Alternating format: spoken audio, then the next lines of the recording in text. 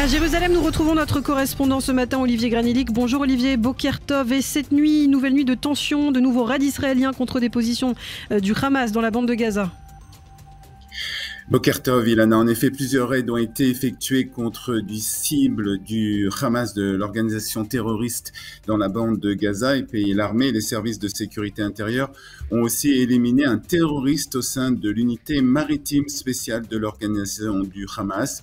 Au cours de la nuit, des avions de combat et des forces de la marine ont ciblé Mohamed Charabia, membre actif de l'unité maritime spéciale du Hamas, qui était impliqué dans la réalisation d'attaques par voie maritime. Et puis hier, Israël a été la cible de tirs de roquettes au sud et au nord. Oui, l'armée a confirmé que 20 roquettes avaient été tirées sur le nord du pays hier après-midi. Plusieurs sont tombées à Kiryat Shmona, dont une sur une maison qui a fait 3 blessés. L'armée israélienne a répliqué par des tirs d'artillerie en direction des postes dont ont été lancés les missiles. Hier à 17h30, Israël a été aussi la cible d'une attaque simultanée de missiles sur le sud et sur le nord. Le Hamas a revendiqué les tirs sur le nord du pays depuis le Liban. Et les actions antiterroristes se poursuivent aussi en Judée-Samarie, où les forces de sécurité ont agi cette nuit dans le village d'Ouri, Samarie, pour démolir la maison d'un des terroristes qui a perpétré l'attaque par balle la station de service Alon, au cours de laquelle 4 Israéliens ont été tués. Le terroriste était affilié à l'organisation terroriste du Hamas. Et puis bien sûr, très important, on parle également ce matin de ces missiles qui ont été tirés depuis le Yémen en direction d'Israël. Et qui ont été interceptés par la marine américaine. D'après les États-Unis, ils ont été tirés par des rebelles houthis soutenus par l'Iran. Le Pentagone a confirmé que plusieurs missiles ont été interceptés par un navire de guerre américain au large du Yémen.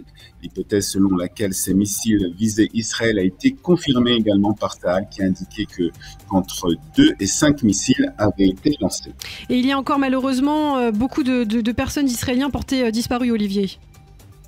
Oui, on estime entre 100 et 200, selon le porte-parole de Tsahal, 100 et 200 personnes qui sont toujours disparues. Ajouter un constat terrible, certains des disparus ne seront jamais retrouvés. L'armée met en œuvre des efforts pour retrouver les corps qui ont été abandonnés à la frontière de Gaza. Et hier encore, Tsahal a rappelé 90 corps, la plupart de terroristes, mais il y avait aussi des Israéliens. L'armée a désormais fait appel à des sociétés high-tech ou des groupes de citoyens qui proposent des solutions afin de déterminer ce qu'il est advenu de tous ceux qui sont encore disparus. Le gouvernement l'a par ailleurs décidé hier, les habitants d'Ashkelon qui n'ont pas d'abri antimissile seront évacués. En effet, le gouvernement a autorisé en urgence l'aide à l'évacuation des habitants d'Ashkelon qui n'ont pas d'abri antimissile. Cela concerne jusqu'à 24 000 personnes et ce plan s'adresse aussi aux personnes âgées, celles qui vivent dans des structures familiales instables. Un budget de 160 millions de shekels a été alloué à ce plan, ponctué par le budget dit de coalition alloué aux différents partis politiques qui composent le gouvernement. Et puis le ministre des Finances a annoncé un programme économique d'urgence. Oui, le ministère des Finances va distribuer des subventions aux entreprises dont le chiffre d'affaires d'octobre sera affecté d'au moins 25%.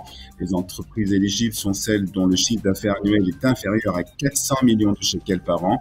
De plus, l'État participera au financement jusqu'à 60% des dépenses de salaire de l'entreprise.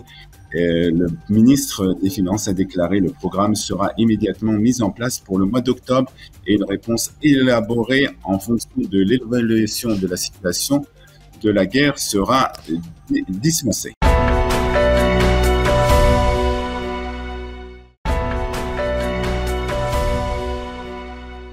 Et oui, à Jérusalem, nous retrouvons notre correspondant Olivier Granilic. Olivier, à en croire les quotidiens israéliens ce matin, une entrée de Tsahal dans la bande de Gaza est imminente. Oui, pas seulement les quotidiens, puisque c'est le ministre de la Défense lui-même qui l'a déclaré hier. Le Israël Hayom nous rapporte que Yoav Gallant a déclaré aux soldats postés à la frontière avec Gaza que ceux qui voient Gaza aujourd'hui de loin la verront très prochainement de près. Il a reconnu sa responsabilité aussi dans les massacres perpétrés par le Hamas le 7 octobre. Je dirige des combats depuis 45 ans. Je suis responsable de la sécurité du pays. J'étais responsable pendant ces 2 dernières semaines, également des événements difficiles, et j'ai la responsabilité d'amener la victoire à Israël, rapporte ce matin les différents quotidiens israéliens. D'après l'ancien chef du Mossad également, Yossi Cohen, il se peut que les États-Unis soient obligés d'intervenir dans cette guerre. Oui, c'est Yossi Cohen qui a accordé une interview au Israël Hayom dans laquelle il affirme qu'Israël doit éliminer complètement, bien entendu, le Hamas, même au prix d'un conflit sur plusieurs fronts. Il estime également que d'autres fronts pourraient s'ouvrir, en particulier dans le Nord, et que les États-Unis pourraient être amenés à intervenir. En ce qui concerne l'Iran, Yossi Cohen déclare que Téhéran ne pleurera pas la disparition des terroristes du Hamas et continuera à fournir à l'organisation terroriste des armes et des munitions. Parallèlement, on observe une tension sécuritaire qui augmente, qui s'intensifie en Judée-Samarie. Oui, on apprend ce matin qu'un soldat israélien des gardes-frontières a été tué hier lors d'affrontements près de Toul-Karem et 9 autres blessés. Le Haaretz ajoute aussi que l'intensité des affrontements a augmenté et l'armée israélienne a dû faire usage d'un drone pour attaquer par les airs un groupe de terroristes. Au moins 4 d'entre eux ont été tués. Dans le reste de l'actualité, les quotidiens israéliens évoquent aussi ce matin la fin tragique des personnes, des victimes dont on n'avait plus de nouvelles depuis le 7 octobre. Oui, le Maariv nous parle ce matin de Carmela Dan, du kibbutz Nir Oz. Carmela, qui avait d'ailleurs la citoyenneté française, devait fêter la semaine prochaine ses 80 ans. Sa famille n'avait pas de nouvelles de Carmela, ni de sa petite fille Noya, autiste âgée de 13 ans depuis la date des pogroms réalisés par le Hamas. La photo de la petite Noya avait fait le tour du monde car J.K. Rowling l'avait partagée sur son compte Twitter. Avant-hier, le corps de la grand-mère de la petite fille ont été retrouvés l'un à côté de l'autre. L'auteur de Harry Potter a déclaré « Je n'ai pas de mots pour décrire ma peine ». Concernant les personnes portées disparues, il est possible que le sort de certains d'entre eux ne soit jamais connu.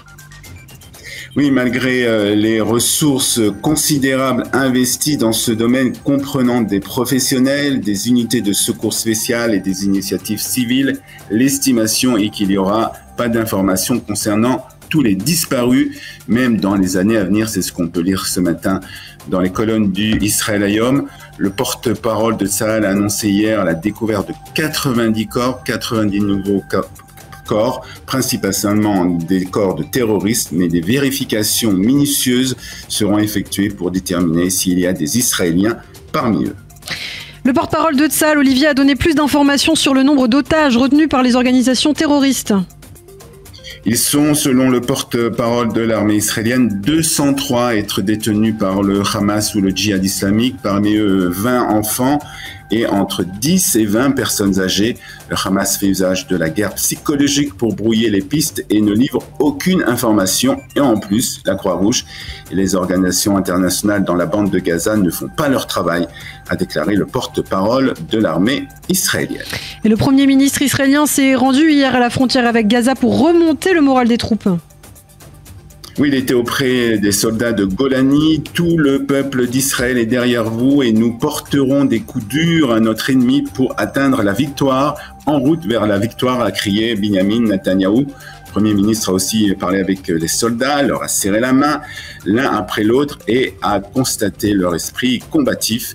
Le général Tamir Yadai a raconté à Binyamin Netanyahou les combats difficiles qu'ont livrés ces soldats depuis le début du conflit. Il a aussi été question de la suite des opérations. Et puis enfin, Olivier, on va terminer cette revue de la presse par ce qu'on peut appeler une lueur d'espoir. Oui, dans ce tourbillon d'images, de massacres et de morts, la vie continue. Le Yediot Ahronot évoque ce matin des naissances qui ont eu lieu dans cette période de guerre, comme celle de la famille Cohen de Sderot. Alors que l'armée traquait des terroristes qui s'étaient infiltrés dans cette ville du Sud, la famille Cohen a vécu pendant 1 journée et demie dans un abri antimissile, entendant des tirs incessants de l'autre côté du mur. Pendant ces heures d'horreur, sans fin, Noah, enceinte de 9 mois, a craint le pire, accouché sans l'aide médicale nécessaire, car il était impossible d'entrer en contact avec les équipes de secours.